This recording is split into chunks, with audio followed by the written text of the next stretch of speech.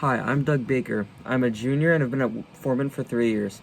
With the plans of a renovation to Williams Hall, I have a few ideas to increase mental health and positive work production between students.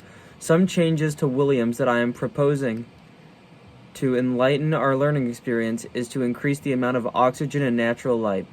Plants indoors are shown to decrease the amount of stress and anxiety a student may be going through. Natural light helps people work more efficiently and with less stress. These additions can encourage more thorough work and an upward spike in mental health. Another investment foreman could make to assist with students paying more attention is smartboards. Smartboards could exponentially increase the amount of possible in-class activities. It can also encourage students to be more involved in class. In addition, though, this is an effort to make our campus more eco-friendly. We could create the building out of stone, hempcrete, aluminum, wood, and skylights.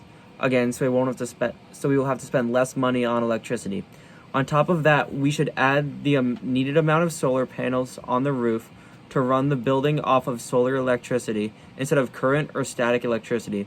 With these features taken into account for the renovation of Williams, I believe that our campus will become a happier place while being more sustainable. Thank you.